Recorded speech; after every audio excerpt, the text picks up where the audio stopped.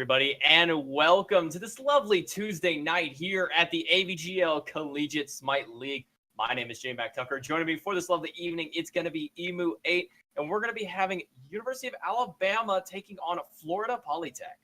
Yeah, this is a good game. Both teams very good in that division.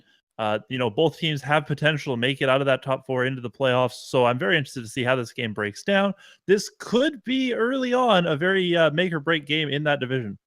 Yeah, in this division, currently University of Alabama is the top seeded team, I guess technically the top seeded team. They are undefeated.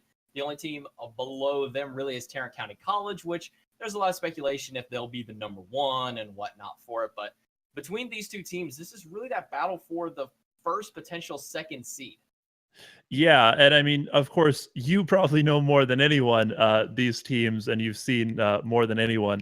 I'm really interested to see where they go in terms of bans and things like that, because again, this is a pretty big time game for them. You'd think they would take it pretty seriously, such as the ban with Scotty and RTO that we've seen already. So good, standard bans. Yeah, I mean, this is really nothing surprising between two teams that are really trying to go at it. The benefit of the league, we saw it in that best of three matchup way earlier on the season, Emu, where by the time game 2 and 3 hit, we started seeing those more respect bans, take away this god from a player. But usually when it comes to these first games, unless the teams really know each other, it's usually these pretty safe and standard bans. Yeah, I mean, it does make sense to try and ban away the things that the other team's going to pick up. But at the same point, with how strong some of these gods are, like RTO, everyone's pretty good on RTO, even if they haven't played her that much. She's very, very strong. So you can just sort of, luck your way into having a good game, so to speak. So it's not surprising to me to see these gods banned out. Nah, and Kokolin, to top it off, I mean, he's one of the top solo laners at the time. If he gets ahead early, he is one of the most annoying warriors to ever deal with. But if you can get him behind, well, he's about as squishy as a piece of wet paper. With the Nemesis banned away, Thoth going to be the first pickup over here on the side of University of Alabama. Yeah, and it was a quite quick pickup, so obviously that was something that they wanted for their mid laner. A lot of mid laners do really like him because of his ability to completely one-shot people in the late game, with that ultimate. Can absolutely eliminate people from the map. So just a wonderful pickup for them. And then the Ratatosker picked up on the other side.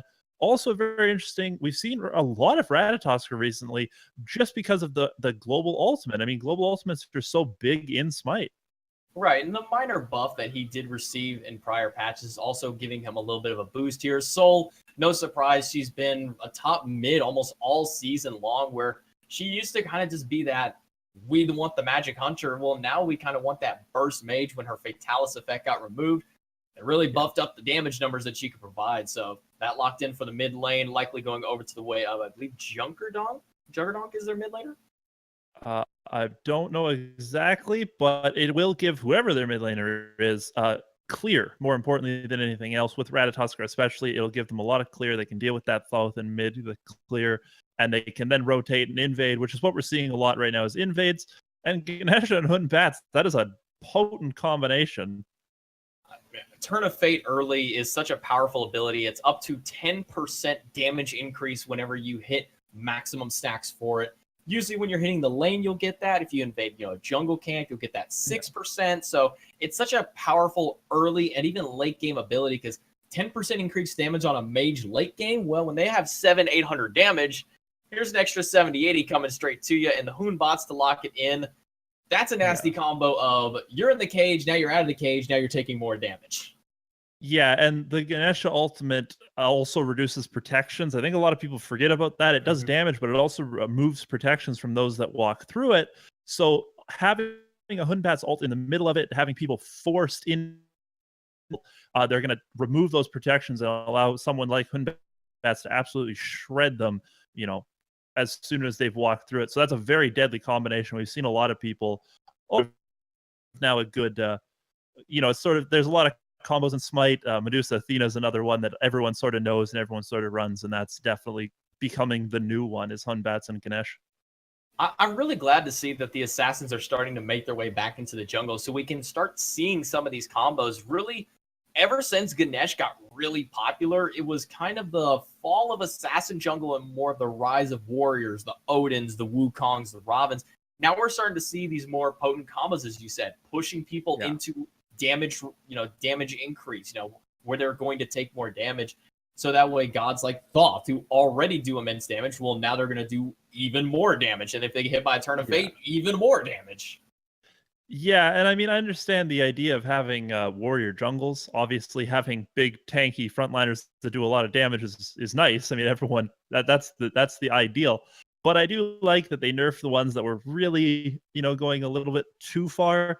It is still viable to run those warriors in the jungle, but you are obviously seeing in this game 2 assassins, presumably in the jungle. Although Ratatoskr could be played solo, it's not uncommon. No, I mean, I believe it was Variety back at Worlds who really made this god popular again in the solo lane.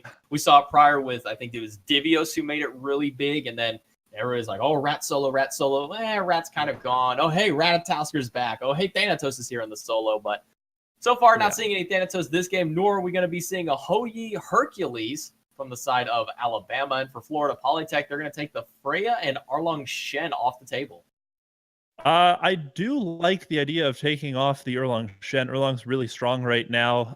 Banning out the Hou-Yi, I also understand maybe their Hunter doesn't want to deal with it. Jingwei picked up on the other side, so now they're probably kicking themselves a little for banning out that Hou-Yi. It would be quite a nice matchup into Jingwei.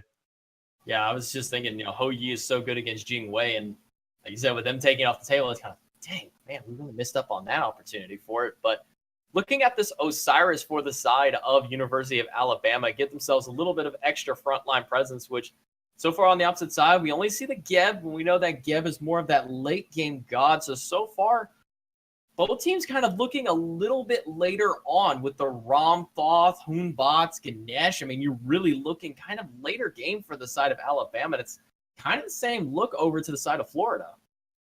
Yeah, I think both teams have a good late game, but also not a terrible early game. It's going to depend on who the soul laner is here. But both teams can absolutely fight over the speed and over the blue buff. Osiris is a complete bully. He can rotate over and help you steal the buffs. Ganesh is very strong early as well. Hoonbat's sort of, once he hits 5, is about as good as he's ever going to be. Once he's at 5, once he has his ultimate, he's awesome. So both teams have late game. Bologna, there's another one. I'm expecting a lot of fighting on that side of the map with the solo laners over there. A lot of contestation over the blue and the speed buff. Although now Sobek's being hovered and Sobek's being locked in. Wow. Going back to the old school Guardian solos, usually when it comes to those Guardians, the only ones we really see are the Xingqian and Sobek. So picking up the Sobek this time around, I highly doubt that we're going to see the Geb go solo. So with a Geb Jingwei, the lane doesn't seem quite as clear heavy as something like a Ganesh Rom. What is the win condition for both of these two teams? Well, I think that really on the left side, on this blue squad, you need to get the combination of the Hoonbats and the Ganesh off. You need to get that Ganesh ult down and Hoonbat's ult. If those two can have a lot of good synergy with their ultimates, I think that they're going to take this game. On the flip side, it's not getting invaded, and it's doing things like that. Is getting that Sobek into the late game is going to be so important. I mean, when you get two Guardians, Sobek with a massive amount of peel as well as Geb, it's going to allow 2 different options for initiation. You can have the Pluck initiation from the Sobek, or you can have the Blink Cataclysm from the Geb. It's a lot of frontline pressure. It's also a lot of backline peel for both these two Guardians. I agree, absolutely. If they're doing these things, it's going to be incredibly helpful. It's just a question of, can you get that Sobek to late game without getting invaded too hard, which, Sobek does have a bit of a trouble there, especially into Osiris. Osiris can invade him quite difficult, and Sobek is bad without a blue buff. Yeah, early game Sobek just is not that great when it comes to the clear department.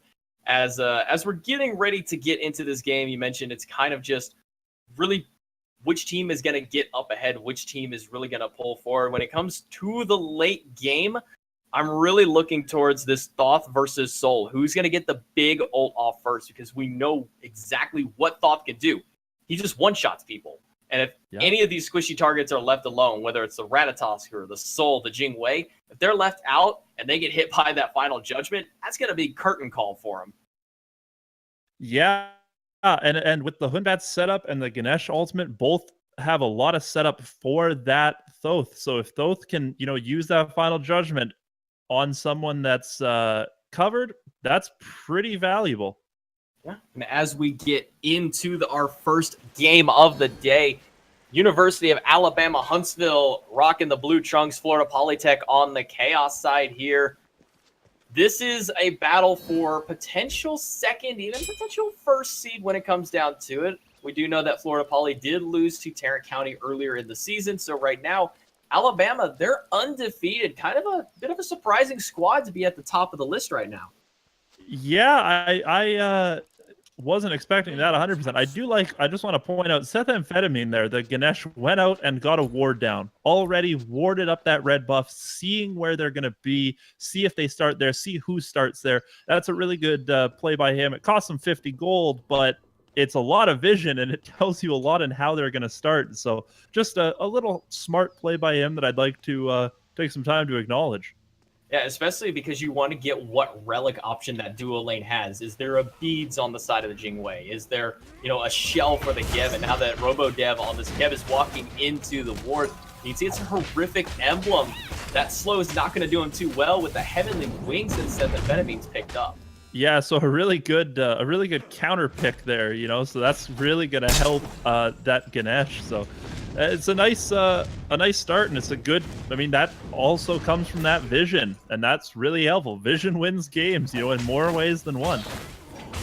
Classic start that we've seen from a lot of teams is nobody really wants to make any kind of crazy first move just yet. So everybody really respecting their opponents, just going for their own respective buffs here. As you can see, all but the blue buffs have been dropped on the map. Mid lane, they just went to their speeds. Dual lane cleared out their double buffs. And, solo lane, they're just doing solo lane things. Yeah, Sobek got the pluck on Osiris under tower, which was just a good play by him. But it will give him a little bit worse clear if he doesn't have that knock-up at level 2. I am a little surprised to not see the Ratatosker start with his Sobek. Generally, you will help out your Guardian solos a little more because they're they don't have the best clear early on. They definitely need those blue buffs, so a little surprised to see him not do that. Yeah, especially with the start that a lot of our college teams have done is this, we're going to just camp the solo lane, get this out early, but for the time being, one item I'd like to point out there is the Vampiric Shroud on Dino Khan. With the kind of the fall of Mark of the Vanguard, we've really seen this Vampiric Shroud rise. Yeah, it's lovely. It is a great item on solo Guardians. The 10% physical protections as well as the healing that it gets you is so valuable. On the left side, we're seeing a battle already through. Thingy slowly getting very low, but G-Skill gets thrown under the tower. Shell is popped. It's not enough to take him down, but sickening strike. Dino Khan strikes first blood for Florida Poly. Absolutely fantastic. Ratatosker went in there, and I wasn't sure. And then when they tried to aggress, Sobek hit a beautiful pluck, put him under tower, and really, the kill there, the real MVP of that fight was that tower. It did a lot of damage. Yeah, that's the problem with towers and minions so early, is they do a lot of damage. And they're going to let you know, left side, RoboDev rolling very aggressively into the team of Alabama, but he's going to get back to his tower, go back to safety. And with First Blood going on to Polytech, this is the kind of start they need. They want to try and put Alabama on the back foot. Absolutely. And Osiris is such a lane bully. If you can get an early kill into him, that's so valuable. It's going to make him, think twice before he tries to bully you. And that's really all that he does well. He's such a bully, and he's so annoying to play against because he's always fighting, he's always hitting you, and he's always fully healthy after it. So being able to get that first blood onto him is going to be incredibly helpful for Dino Convy. Not only that, just getting that first blood, it usually gives you that level advantage, so it makes them a little more hesitant walking up to the wave. And, one of the powerful aspects of Sobek is that lurking in the water is going to give him that mana regen, able to continue keeping up in the lane. Not going to connect onto that pluck, but he'll be level 6 now. Not going to worry too much. Ooh, left lane, Rom's up in the sky. Not going to be able to connect the third shot, and the pillars have been dropped down. That's going to be enough to give Fahrenheit some safety for the time. They can slowly try to close in the gap, but the Astral Arrows are just too strong. Gotta continue forward. Prosmic in, level 5 shot hits Robo Def from the side, but Prosmic not able to find a line, and Alabama gonna keep their Hunter alive and force 2 members of Florida back.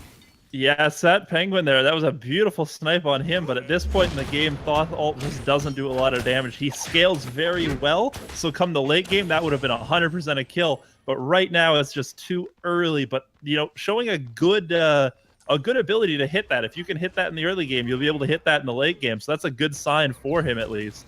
You could really see that Prosmic wanted to get that Fear No Evil off, but he was already in the CC immune portion of the rollout, so he's kind of had to watch as the Geb rolled away. Just it's always that unfortunate thing. It's like, guys, I know I can get him, but he's CC immune, and I can't stop him. Yeah, really the only thing there might have been if you thought he could have stayed in it long enough to take the damage, but I don't think the Hunbat's ult was going to do enough damage to kill him. And it's probably better to save it than potentially do that, because I don't think it was going to work. So, 5 minutes in, only first blood, a little bit of extra fighting with, and now second rotation of the buff camps coming back up. Prosmic's going to get his speed buff, thinking slowly, already got his, but this 2-level lead early on, this is kind of leading the Hunbats once. In fact, he's going to get aggressive in, but the tail whip is good enough to get him off of thinking slowly. Dinocon, the heads-up plays. Yeah, that's a good one. You know, the tail whip that Sobek has disrupts a lot of things, you know, and that's one of them, is the Hunbat's overhead smash. So having that is incredibly valuable, and knowing when to use it. You know, it's going to be very difficult for a lot of people on this blue side to really get off their abilities because of how disruptive that tail whip is. And I mean, overhead smash is such a long wind up on it. It feels like eternity before you actually get that slam down.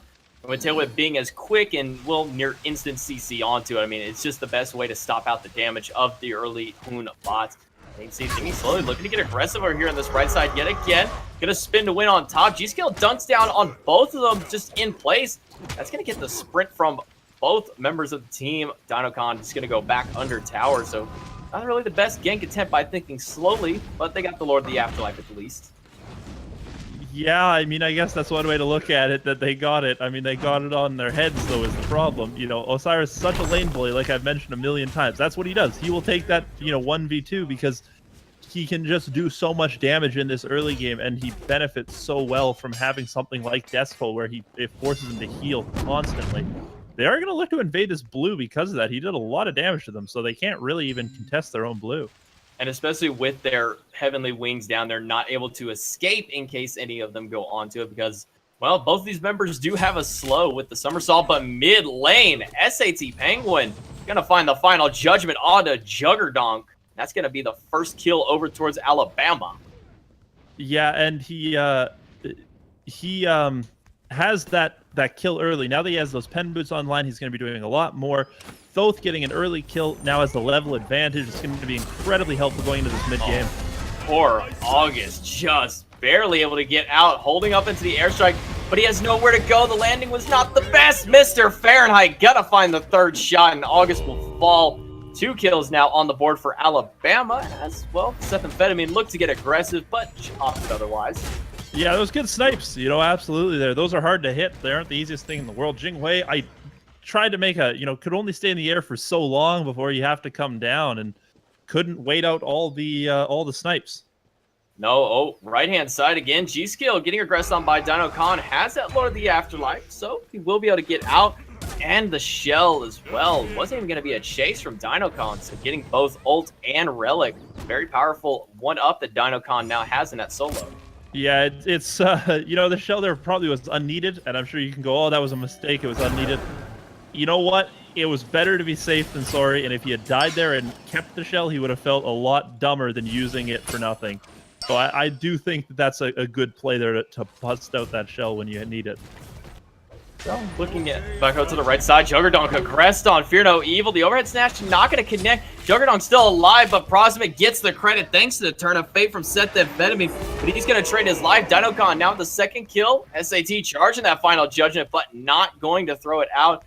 Dinocon looking for the pluck on the Sethamphetamine. Robo Devastator, Cataclysm into the back, sending strike. Tail Whip's going to get the kill. Dinocon now on a killing spree with a solo bang. Yeah, they are all over it. He's having a great game. He's been lucky in all these fights. His allies have shown up. Now they're going to invade onto the red buff. He's been really lucky. His teammates have been so good for him, and he's been absolutely wonderful for them back. Dino-Con is just doing everything he needs to do on this solo back, really making it work in a matchup that I don't think is the best Sobek matchup, to be honest with you.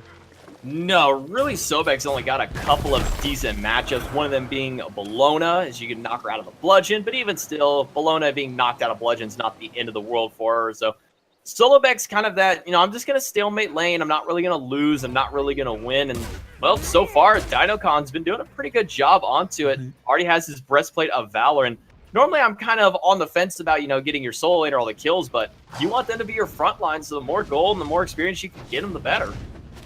And the one interesting thing about Solobek is he does almost more damage than any other solo laner.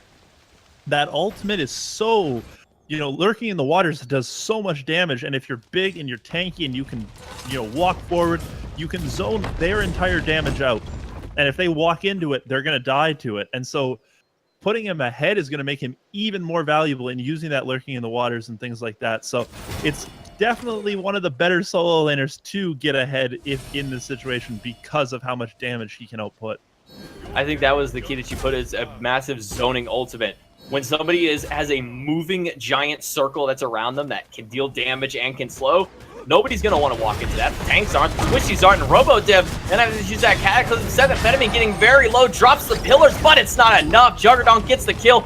August drops down with Thinking Slowly onto Prosmic. That's going to be 2 kills to the side of Florida. Up into the sky, Mr. Fahrenheit looking for the snipes. Gets 1, missed the second, hits the third, but it's not enough. August still alive, knocked up, spin to win by Thinking Slowly. They're trying to box out, but Thinking Slowly just going to be on the retreat. Clean 2 kills over for Florida Poly. Yeah, that was very good, and it was a good jukes by August there, really hiding behind that wall, sort of trying to, he couldn't run away, he just sort of juked around and got that. Good job by Thinking Slowly to try and pick up that kill. It wasn't there anymore, and he would have been risking it. Rom's a couple levels ahead of him, so really this game, Thinking Slowly has been, as far as I'm concerned, the setup guy. He's been doing such a good job, and he's a level behind because of it, but he does have 5 assists. All the kills on that side he has been a participant in. That is something that we absolutely need to acknowledge. He's been doing a great job of setting up for his team. It kind of reminds me of Irite back on Lawrence Tech, who was playing the Ganesh jungle. Can't really get themselves ahead, but helping his other lanes to get ahead or stay even at the very least. I mean, Dino-Con, though he has 3 kills, he's even in experience with G-Skill, but with 5 assists to his name and everybody else on his team getting the credit for those. He's really wanting to be the, as you said, the setup guy, the here, let me help you out kind of guy. Yeah, and you know what? Sometimes it's nice to carry. It's nice to go off for 13, 14 kills, but it's even nicer to win. And sometimes your team doesn't need you to carry. Sometimes your team needs you to just help them to, get themselves ahead. Mr. Fahrenheit on this left side has to be... Oh, August chooses not to go in. I thought he was going to make a run at it. It was the ultimate, but... It was the ward right by the Gold Fury. You could see 2 of them stacked up there. As soon as he saw the rotation from Metaphetamine, he's like, nope, I'm dipping out of this one. And I would have loved to have seen him go in. You always want to see that Hunter 1v1, who's going to get the first solo kill. But heads up play by August. He's a veteran player here in AVGL. He knows when he probably shouldn't go in. And now it looks like they're going to start up the Gold Fury. Now that they've forced everyone out, I don't think they even know that this is happening. They might be able to get this before anyone can even realize this. Not only that, Prosmic rotated to solo. They don't have that CC to get it. Well, now they know the Gold Fury has been taken with that global audio cue. No one on the side of Alabama Huntsville even recognized that was a potential for them. Quick, sneaky Gold Fury for Florida Poly. Yeah, Florida Poly made the absolute right call there to go for that, and even if they showed up, you can just leave. But no one showed up, so take it. It's free. Never turn away from free things.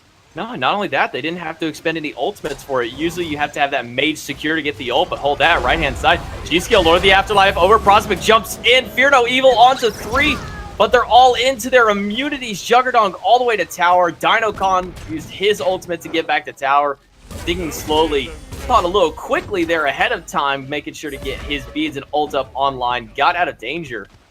Yeah, now it's going to cost them this tier 1 tower, so at least it's something, but they all get out with their lives, and that's definitely nothing to shake your head at. That's a good one to get that tower. Now you get the first tower of the game. That's a big gold spike. Really sort of counteracts the gold spike from the Gold Fury that was dropped on the other side. Back over on the left side. Every time Mr. Fahrenheit and August look at each other like, hey, you. Here's a few autos. Peace out.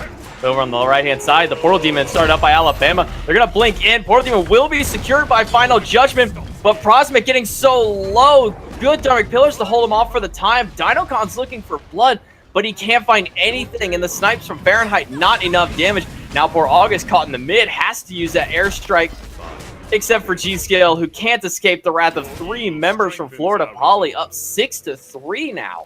Yeah, they did get the Portal Demon there on the Alabama side, and so that is something. They do lose their solo laner, which is really unfortunate, but they got the Portal Demon, they got the tier 1 tower, and they're actually not that out of it. They're only about 600 gold down at this point, so not the end of the world by any stretch of the imagination. They're doing the best that they can. Couple kills down, but that's not that bad. So I know that you can see it on the graphs here. I want you to tell me a little bit about everybody's favorite item being picked up right now by Florida Polytech.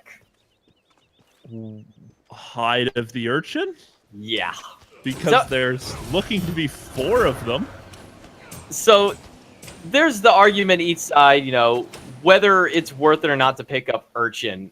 Why don't you tell me a little bit about your thought process on when do you think is the time to pick up Urchin versus when should I go for another defense or just a straight damage item for some gods like mages? Well, it's a very complex item because you stack it up and when you just straight buy it and you have no stacks, it's not that great. It's not gold efficient. It's just sort of whatever. But when you get it stacked up, once you get 3, 4, 5 stacks onto it, it's a very, very valuable defensive item. Once you get up to 10 stacks, it's probably the best defensive item in the game. I don't think anyone could even argue that.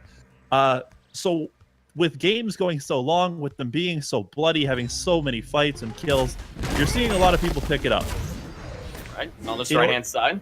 Oh, right-hand side, looking to be a little bit of a fight by the mid-camps, but Juggerdong, even though he took half his health, he's going to be able to go back.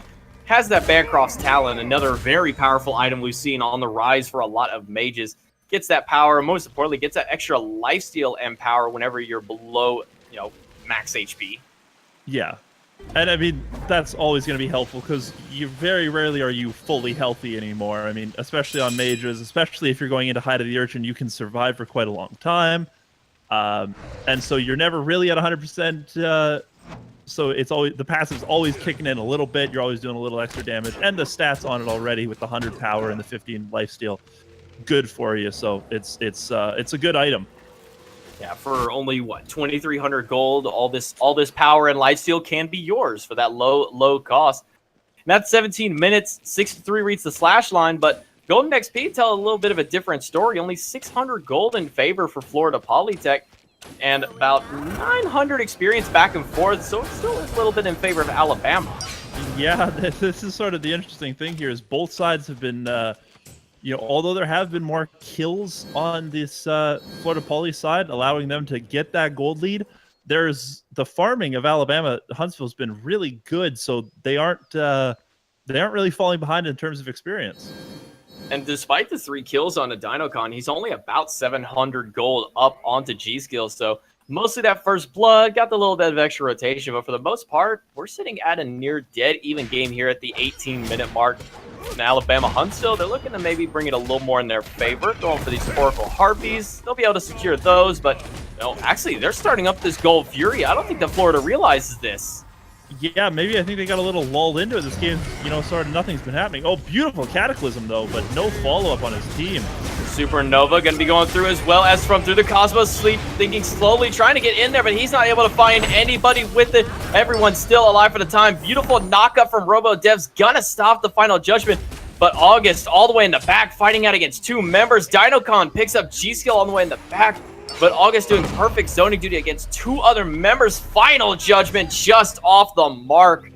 And Alabama Huntsville, they hit the Gold Fury, but they end up losing just 1 member. Well, this has sort of been the story of this game is, they go, they get an objective, and then G-Skill dies. So that's, he's sort of dying a lot. He's died 3 times, but at least 2 of those deaths have been just after securing objectives and trying to run away. So it's not the end of the world. They are going to lose the tier 1, though, so that gold gain from Gold Fury is mitigated slightly by the tower gold going the way of Florida Poly. And it brings us back to just that near dead even game again. Gold tells the exact same story, even though more kills for Poly.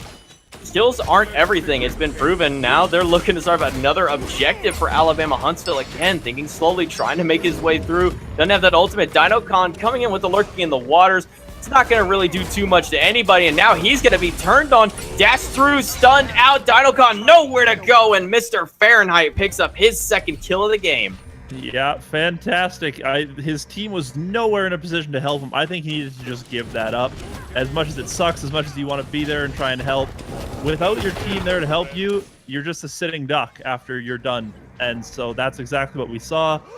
Alabama gets the Portal Demon and then also gets that kill onto Dinocon. So they're really starting to take a lead here. They've started to amass a 2,000 gold lead, and this game is slowly turning in their favor, despite being down in kills.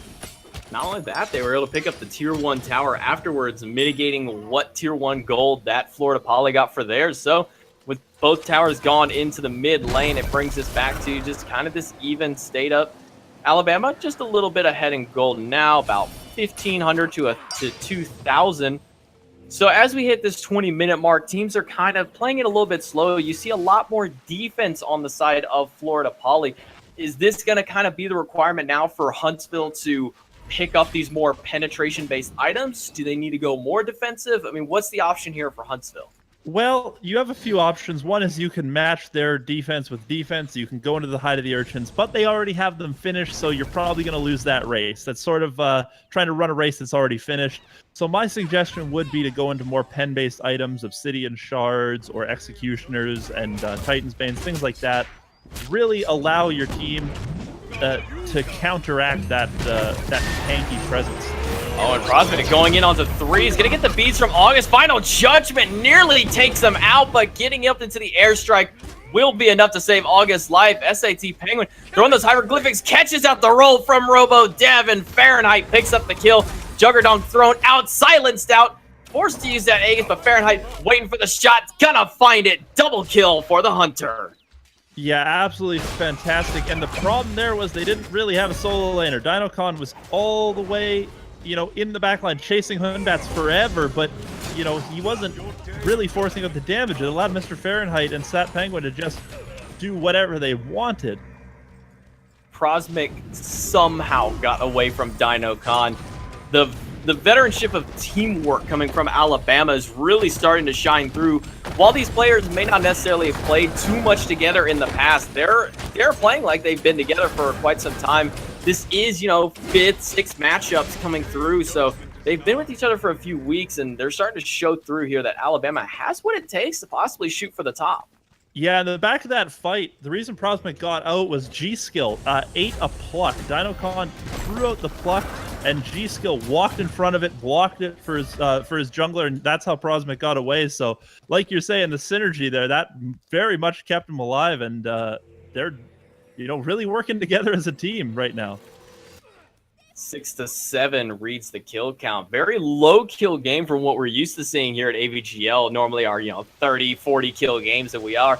It's kind of a nice break at the pace here, having just a few kills separate these two teams, and really just a couple of towers here and there. This solo lane tower will fall. Dinocon finally going to drop that one for himself. Back into the mid lane, it's just SAT farming up, getting those Book of Thought stacks fully stacked up online. I mean, you got to give the man his own book. I think that really the most important thing in this game is both junglers being so under-leveled.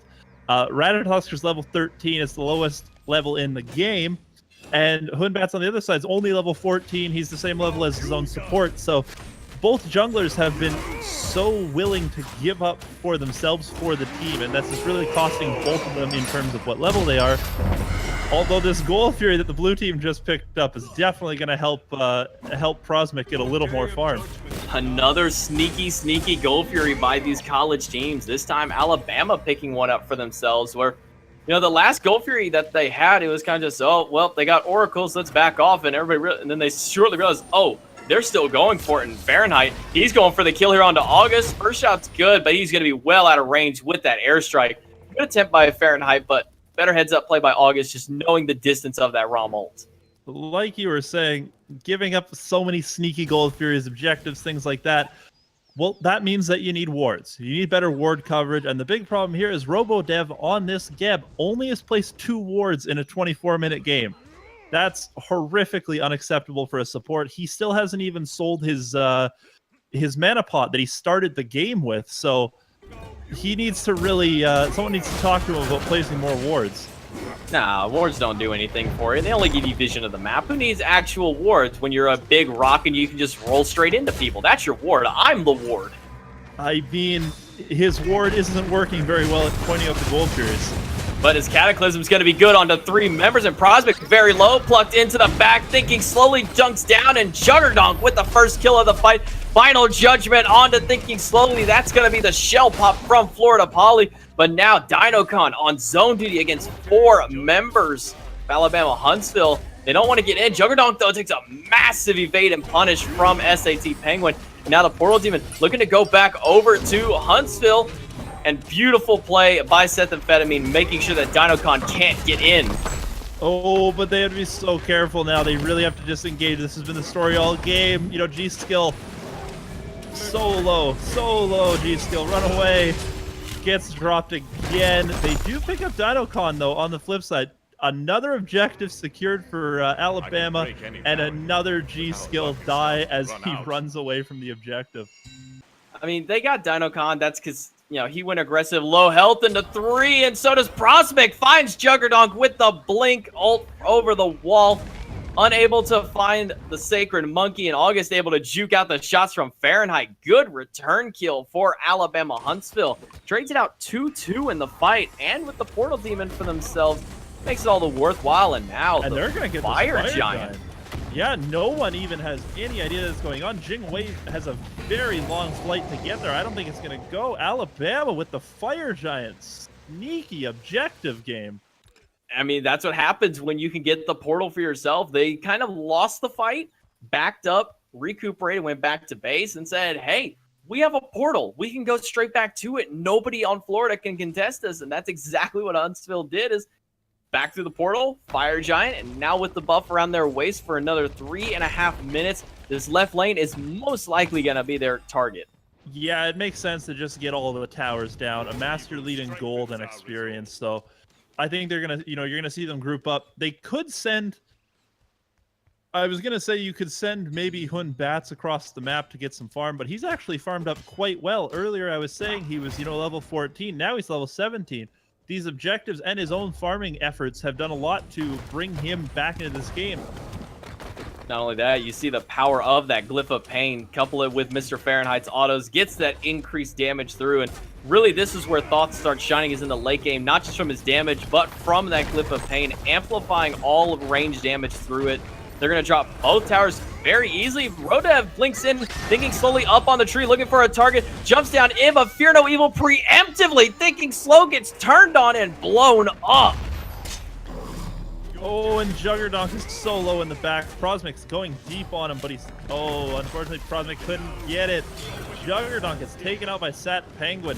Now G-Skill's finally here. He's going to see what he can do. Diving in, using his ultimate. There's a fight in the back, though. They pick up Dinocon. G-Skill picks up August. The only one left on the map for this Florida Poly team is RoboDev. And he's just barely going to get away for now. Got that shield off, but he gets stunned out and shot down. Mr. Fahrenheit on a rampage. The Phoenix no longer alive, and now Alabama Huntsville pushing down the Titan. Only Thinking Slowly is back alive. Will the rat be enough to save it out? I don't think so, and neither does Mr. Fahrenheit, as once again Thinking Slowly falls and the Titan with them.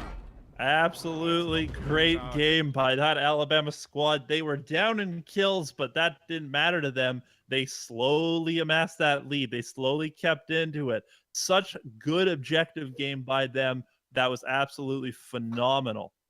And with that, they're going to secure themselves game number 1. Probably the most important foothold for yourself is getting the first win in these sets. It keeps you in the momentum. It keeps that swing going for you.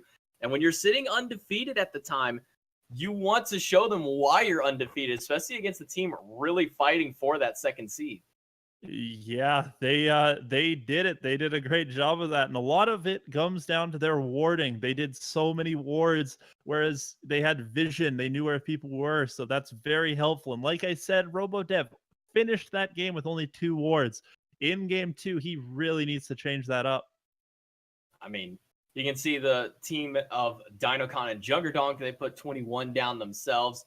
Much more than RoboDev. On the flip side, Seth Amphetamine with 14 wards of his own. And, well, the old saying of wards win wars seems to have maybe come true for Alabama.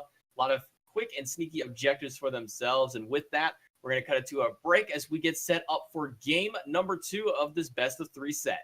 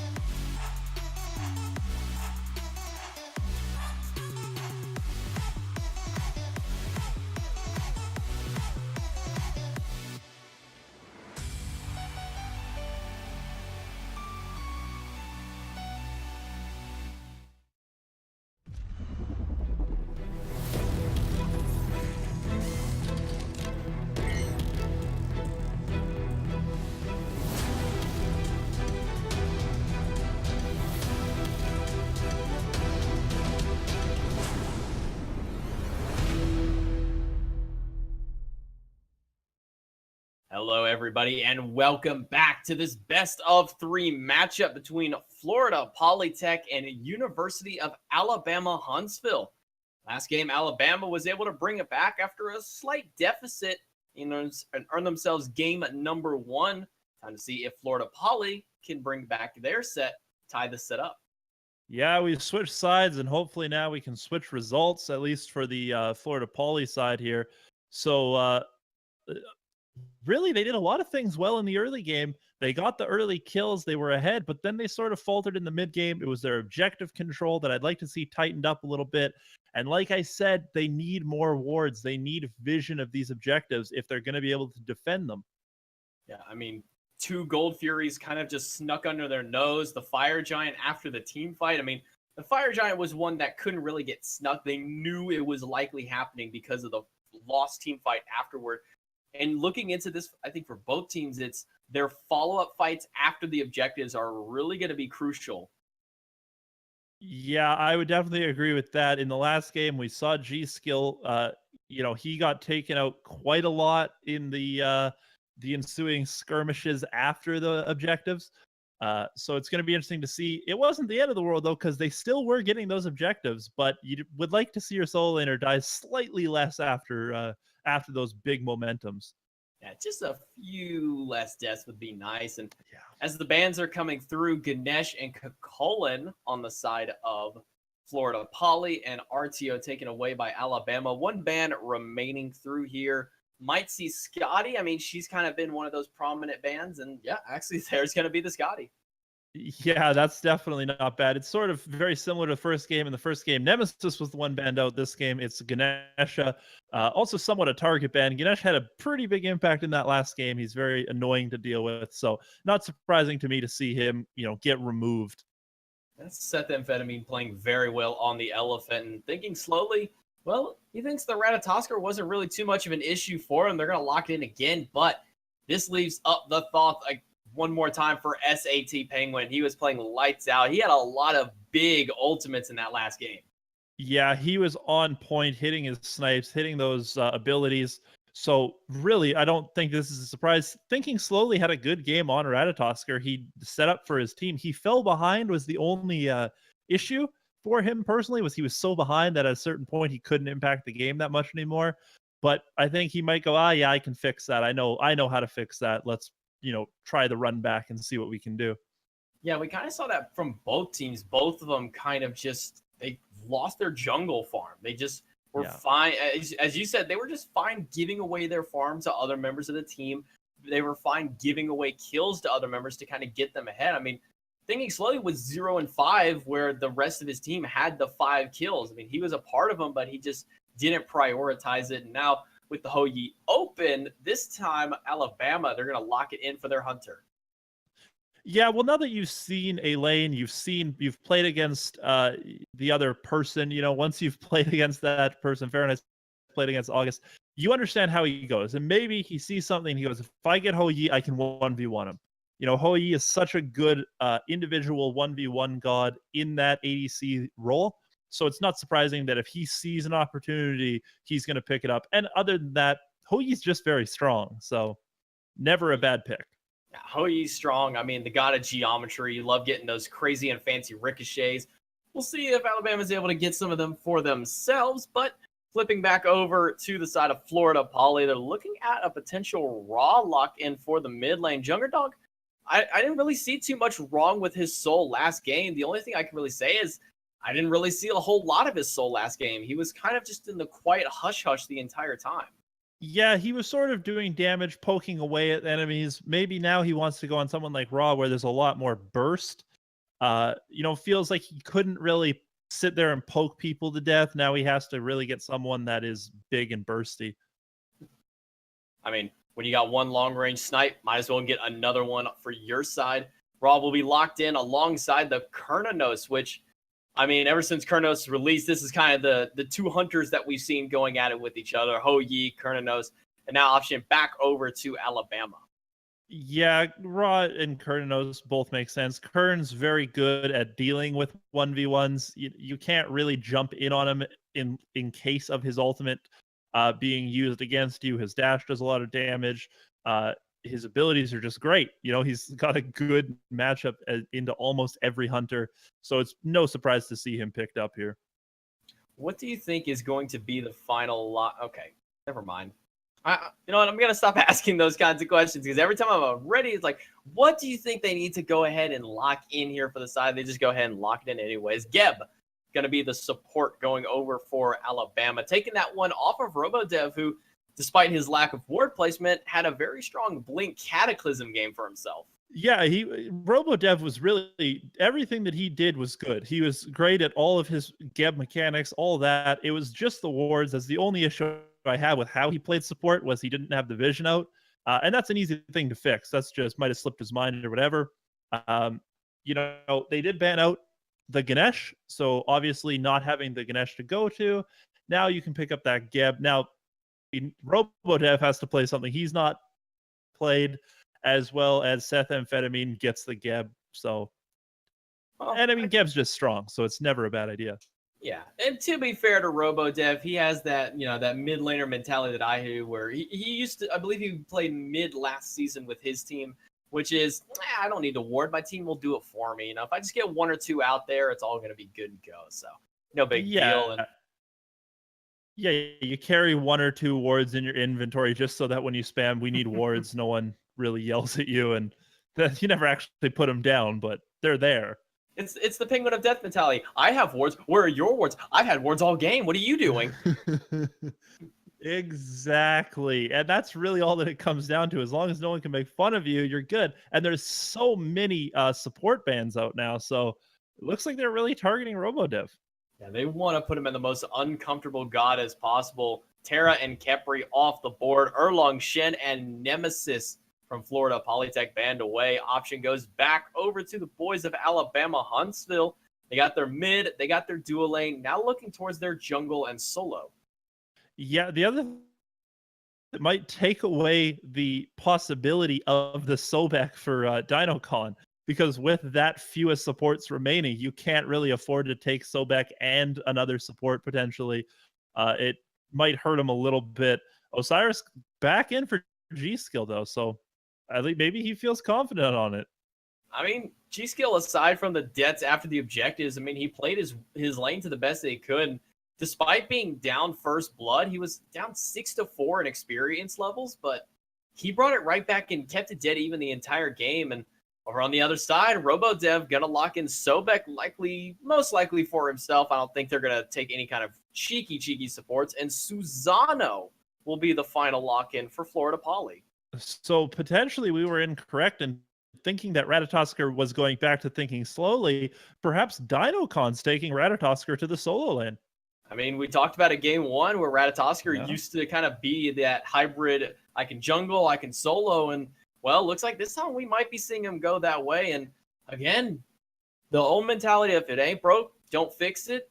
Another lock-in over for the side. Prosmic gonna be getting that Hunbots.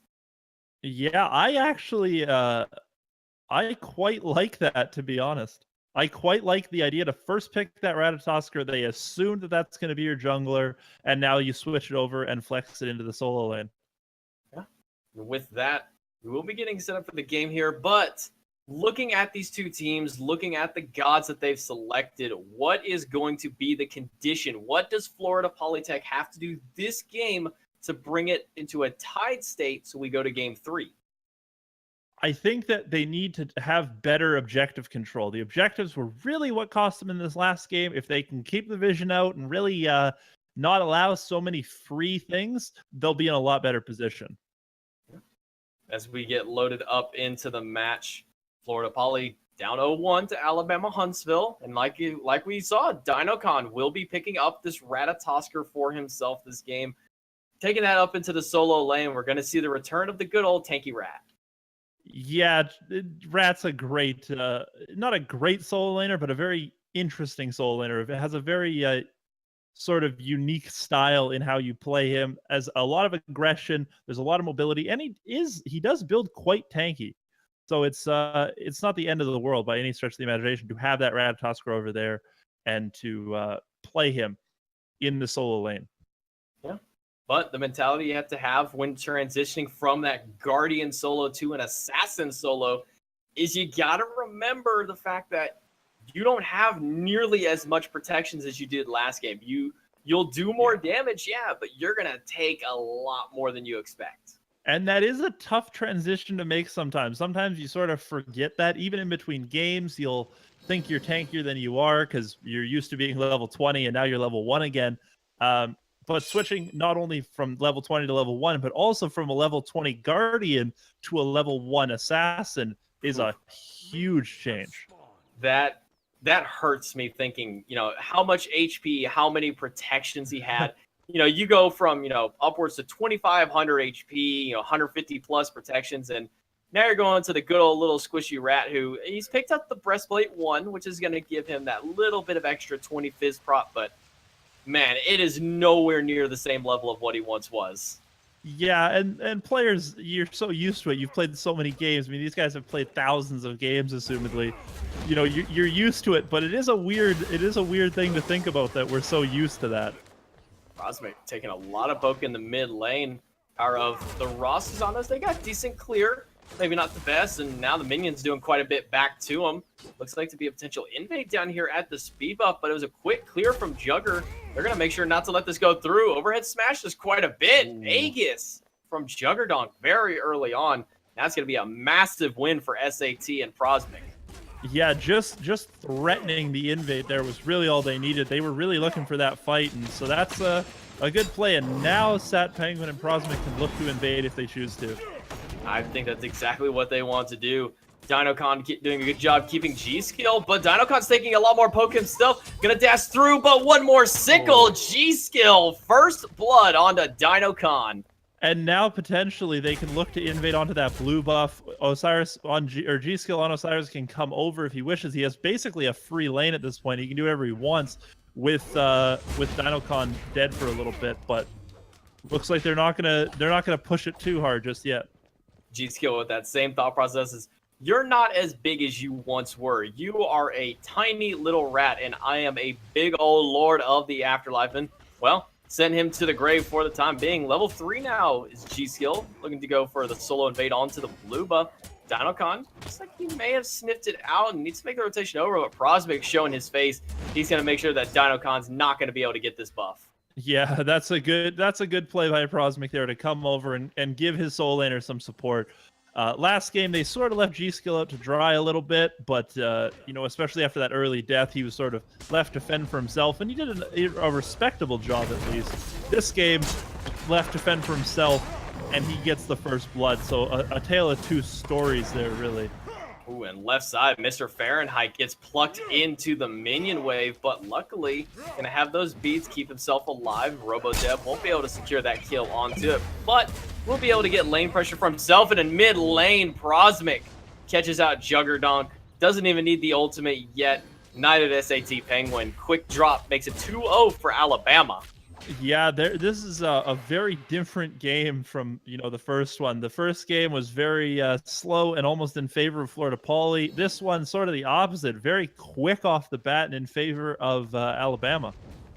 Now looking to rotate over is Prosmic. He's level 5, Sethamphetamine coming through. The Fear No Evil off of the somersault's gonna catch August on the back end, but he's gonna be able to get that quick purification beads on RoboDev. Gonna be able to get away for the time, but Mr. Fahrenheit fell during the engagement.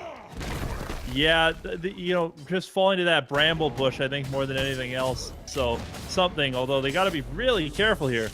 August gonna fall to SAT after the double kill for himself, so picking up 2, but re-rotation through, counter gank after counter gank after counter gank is what we've seen here in the duo lane.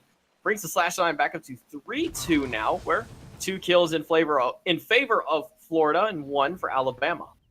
Yeah, that was really a tale of everyone showing up. Everyone showed up individually and brought, their own damage, their own ultimates and things like that. So ends up being a positive fight for Florida Poly there.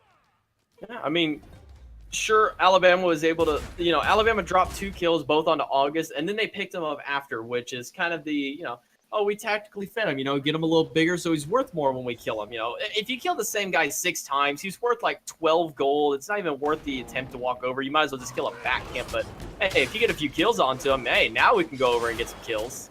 Yeah, and that's exactly it. Is once you get, and the other thing there is the mental aspect of dying that often. If you can actually truly get farmed out, it's very difficult on your psyche. And they're looking for Mr. Fahrenheit again, thrown into the bag, no beads, no way to escape the lurking in the waters and the damage from August. And RoboDev, one shot, gonna take down Mr. Fahrenheit. Second death for the Ho Yi Hunter. The rotation from Alabama is not gonna stop here, except when they miss that evade and punish. Yeah, that was really, he needed to hit that in order for it to be any kills, but just a very hard thing to hit. It was a long range snipe there and just couldn't get it. So they are going to steal away this purple buff, I guess, so that's something for the rotation. Oh, SAT from the back catches out RoboDev. Prosmic jumps in, gets Juggerdonk immediately into the Fear No Evil, but here comes the Wild Hunt from August. Gonna force the little piggies back. A quick 2-pick for Alabama.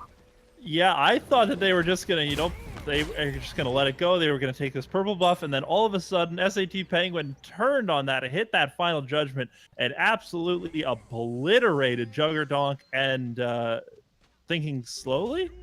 So the other one that he hit? I think he took... Yeah, but no, he got it was RoboDev. Yeah, he took. Yeah, snagged RoboDev on the back end instantly, and then Juggerdonk shortly to follow after.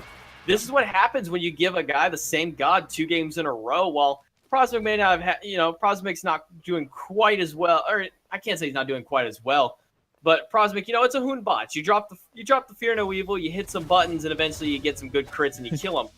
When you get multiple games in a row with Thok, you get comfortable with the timers, you get comfortable with how long it takes for your ult to go max distance, how fast it will fire off. These are the kind of the crucial skills that you get game to game, and SAT is really showing that he's got that favor for him. Yeah, and there's a huge... Oh, that was a beautiful raw snipe there. SAT Penguin's very low, but no one's able to progress onto him. So that was a good raw snipe, but nothing came of it. Ooh, I don't know about that. RoboDev looking to make the rotation over. Seth Amphetamine was going for that orc, or for that elemental. Quick dash, however, from SAT will get him away from the Croc, but Dynocon look up into the sky, looking for a kill, dunks down onto G-Skill. He's stunned down. He can't get anywhere. Big Cataclysm from Seth Amphetamine gets his Soul Eater out, and Prosmic turns the fight on its head. Dynocon falls. RoboDev just barely getting away himself, and poor Prosmic with about 6 HP will escape the wrath of Florida Poly. I really thought Prosmic was going to die to minions there. That was a very messy fight. All over the place. This is a very aggressive game. This is very different than the first. The first game was very slow, very methodical. This game, there's a huge burst, and you're seeing a lot of selfishness come out of Prosmic. I mean, that's what happens when you get these multi-game series. And oh my lord, SAT Penguin again, just firing out that unset up final judgment. Takes down poor little Juggerdonk, but he's 3 levels up. That final judgment is starting to swing. Yeah, Juggerdonk there was trying to juke it, trying to, you can't see me, but he was juking back and forth basically in the same spot. So SAT Penguin just aimed in the middle and got, I don't want to say lucky because it was definitely skillful, but a little lucky that Juggerdonk didn't just choose to juke to one side or the other. Hey, sometimes the best juke is no juke. They'll never expect it. I mean, who would ever juke that way? As RoboDev gets the pluck on SAT Penguin. Takes a big shot from Juggerdonk's ult, but good old evade and punish from the Thoughts. Gonna get him back to safety. Get that stun out onto RoboDev. Yeah, this is... I think what you're seeing this game is you're seeing this mid-jungle combination that is... They've learned what they did wrong in the first game, and now they're fixing everything. SAT Penguin is awesome. Prosmic is playing a little bit more selfishly, has 3 kills. In the last game, he was a lot more set-uppy. This game, he's definitely more looking out for himself. And like I was saying, before the big fight came through, it's a series matchup. It's best of 3. Game 1 is always trying to feel out, especially for a new opponent. It's feeling out what they can do, what they're capable of. Game 2, you know what they can do, you know what they want. And you want Juggerdonk, but the Typhoon from Thinking Slowly is going to save him. Yanked in, but SAT with the snip, snap, snipes going to pick up Juggerdonk under the tower. Robodev not going to get that pluck off because of a beautiful beat by SAT Penguin. They'll trade out 1 for now 1 as the soloed kill by the Hunter. Yeah, so this is the thing. Sometimes the Hunters just randomly start fighting. You're focusing on a fight in mid, and then all of a sudden the Hunters decide they want to have a 1v1. So good play by August. I didn't see it, obviously, focusing on the mid lane fight, but has 3 kills at this point. Fahrenheit's had a rough game while the rest of his team's been doing amazingly well. This is the point where Fahrenheit's like, guys, what are you doing? He's just like killing me. I need you guys over here. It's like, dude, we were getting kills in mid. Were you not paying attention? Guys, I need kills. Yeah, but what about me? And Dinocon in this right lane is so low, but he's going to get that ultimate off. One more wave and then I'll back. He was in a lot of trouble there. Gonna be able to go back to base. Level 9, he's 2 down. Still hasn't gotten his tier 3 of that breastplate. Finished off his acorn and, decided to skip the boots because rats don't need boots, obviously. Yeah, well, I mean, he's got little feet. I assume the regular boots don't fit him. That's generally my my assumption for that one. August does have to be careful here. He does have his support there, but there's a lot of danger over there. I love the mind games that some Hoonbots players do. It's like, am I going to teleport? Am I going to teleport? And then he teleports in, gets the 1 auto, and then does what I love doing. It's just, teleport in, get the auto, jump out. No reason to continue fighting. Just see what they could do. SAT almost clips out Juggerdonk by the red buff. Tried to get it for himself, and almost a cheeky ricochet by Mr. Fahrenheit. But red buff will go over to Florida Poly, and SAT, well, now down an ult. Yeah, I don't think he minds it that much. I mean, if he'd been able to steal that red buff, he'd be a lot happier. But I think he was just a little bit of a mind game, just doing whatever he can. Oh, G-Skill caught out by his own speed buff. He's fighting 3v1, but he doesn't care as he grabs Thinking Slowly with the flail over the top. Rotation from Frostman. Now Juggerdonk has nowhere to go. 2 quick kills for Alabama Huntsville. 3v1 don't matter when you're a tanky Osiris.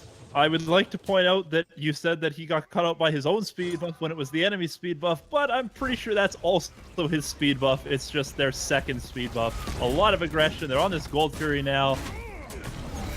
I don't think Kern's going to have... No, he won't be able to get that one, but he will be able to take out 1 for it, but unfortunately may trade out his life for it as G-Scale picks him up with the sickle. Robodev trying to find a line to SAT, but Frostvic and Sethamphetamine just being the frontline walls for their team. Yeah, this is exactly what you're seeing. They're so big, so tanky. They're really running forward. I'm interested to see no Hide of the Urchins out yet. So I'm not saying it's not going to happen. It's still very early, but Thoth is building in. Let's say SAT's got tier 1 for it. May elect to. I mean, there are 4 possibilities for it. There's 4 different things in that, but I honestly wouldn't mind seeing the Magi's Blessing with how aggressive Robodev has been on him. Yeah, that's definitely something to consider. I do like Robodev in this left lane, just sort of hopping around, letting this farm go. He's waiting for August to come back, saving his ADC some farm. He is killing a lot of his own time, though. He can be rotating and doing other things, but taking 1 for the team and saving that farm for his ADC is really nice. Yeah, I mean, you want to make sure to keep August up and ahead. He is a level up onto Mr. Fahrenheit, wants to keep extending that lead. And I mean, that was a good 12 or so creeps that he just gave over to him, most of them being archers. Unfortunate for Juggerdonk, he just can't catch a break in the mid lane. 3 levels down, still to his opponent, SAT, who has just been a monster with this Thoth both of these games. I expect that if this goes to a game 3, that Thoth is likely going to be the first god picked for Florida Poly or one of the first gods banned. Yeah, I think you have to ban it away from him. Penguin's been hitting all his abilities. His mechanics look so nice on that god. And that's a really difficult thing to deal with, is someone that he's not getting lucky in hitting this. All of his shots are led nicely. He's hitting random things that he can just do nicely. So I would ban it away from him. He's very good on it. See what else he has. Looking to charge it up again. Going to fire, but Juggerdonk with the Aegis going to keep himself alive. Thinking Slowly, fires up the Typhoon, but no knockup means Prosmic can walk right in August gonna chase him down, return it out 1 for 1, but Seth Amphetamine setting up a 2-man Cataclysm into the Lord of the Afterlife.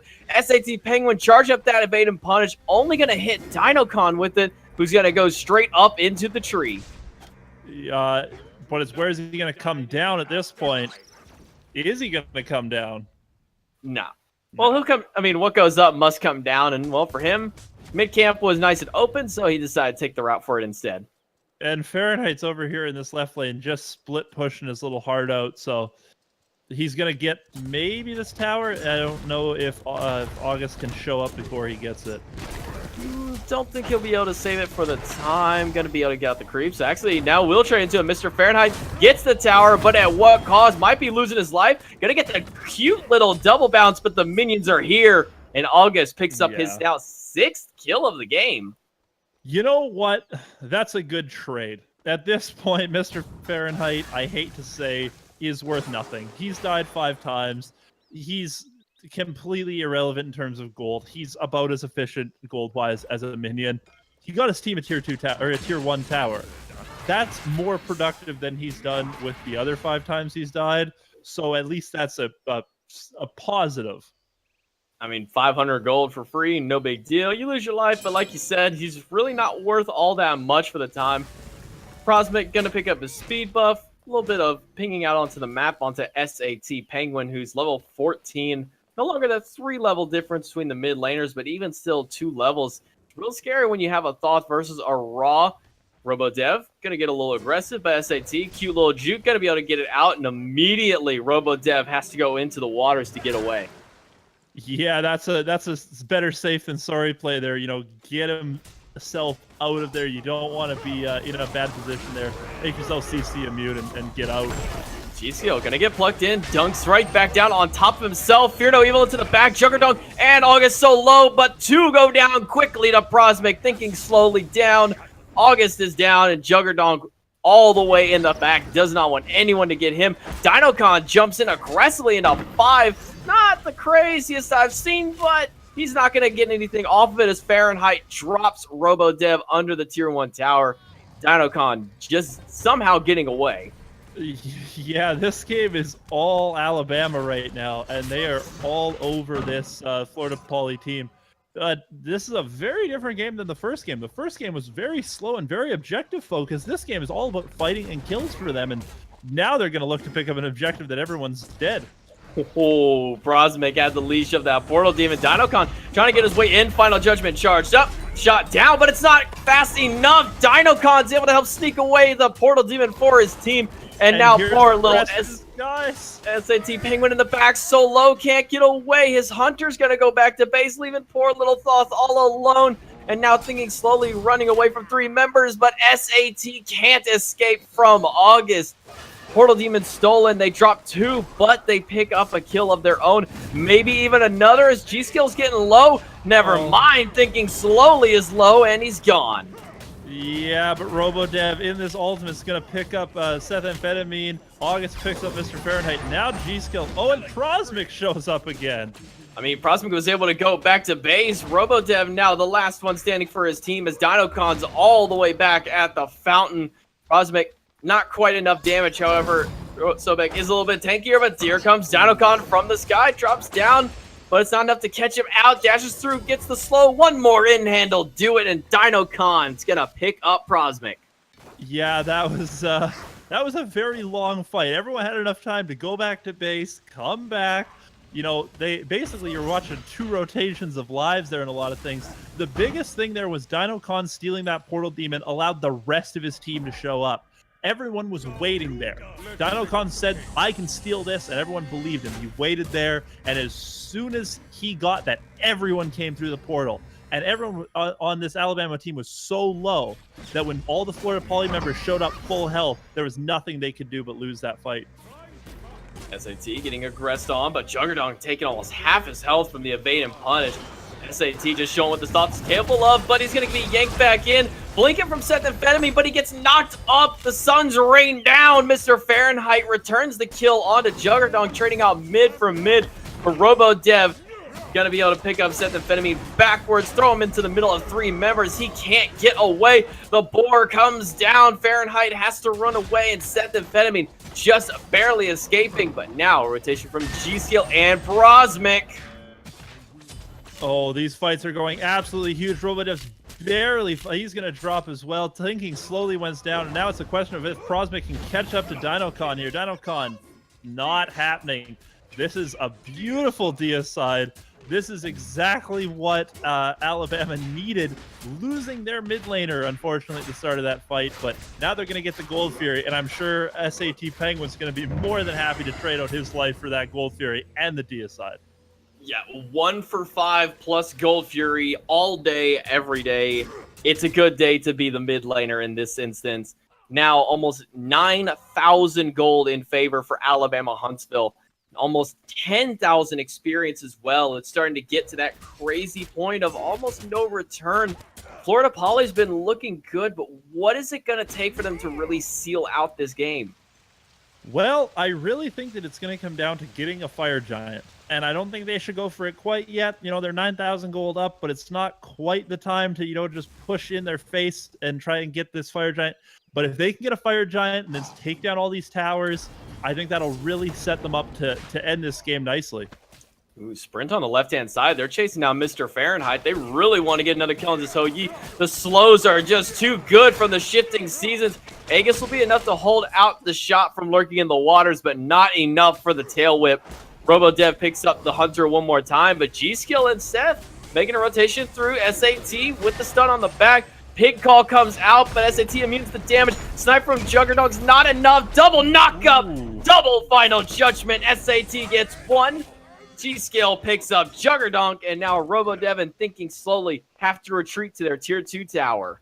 Yeah, and that was not supposed to be that big of a fight there, I don't think, by any means. I think that Mr. Fahrenheit was just hanging out, and now this Alabama team is absolutely destroying them. They're diving them under tier 2 at this point. They might go on Dinocon under tier 2 as well. This could be... I mean, Dinocon went aggressive on to Brosmic, but immediately got turned back on. SAT setting up for the shot. Will be able to pick it up. Killing spree for the mid laner. And it looks so good for Dinocon. He was so close to getting the opposing jungler. But then Geb Shield. Yeah, that's sort of the story of Geb, you know, and Sethamphetamine's been really good at hitting those Geb Shields all game when people need them. So Geb Shield is so valuable. It cleanses CC, but it also gives you a giant shield. It's a huge chunk of health that, you know, you shouldn't have, and now you all of a sudden do. I do like that they're going straight to this Fire Giant. I don't think they're going to start it by any means. Florida Poly I'm talking about. But just to make sure that Alabama's not doing it. You know, they've had a really tough time, but let's make sure they're not sneaking a Fire Giant. And you said it earlier, Fire Giant's going to be the call for both these teams. That's really going to be to possibly seal the final nail in the coffin for either of these two teams, or in this case, at least for Florida, keep themselves alive. It seems that in the long, extended fights, they've been having a better time, but these quick little spurts have just been going more towards Alabama's now. The Portal Demon started up. Yeah, I think they need to leave this Portal Demon. However, if someone comes down, they could look to engage. They see that the ult is down from Dinocon. Now that means that the fight can ensue back to their way as Juggernaut getting chunked out by G-Skill alone. Blink in from Brosmic onto Juggernaut. He's already gone. Jungler takes down the mid. Dinocon gonna get the stun on the G-Skill, but now thinking slowly, trying to run away, but can you escape the wrath? Yes, you can. Misfire from SAT's not gonna connect for the first time this game. But now, poor Robodev, he's caught in the middle of 2 in the jungle. Gonna need the support from Dinocon to get him out, but Blink Cataclysm again from Sethamphetamine.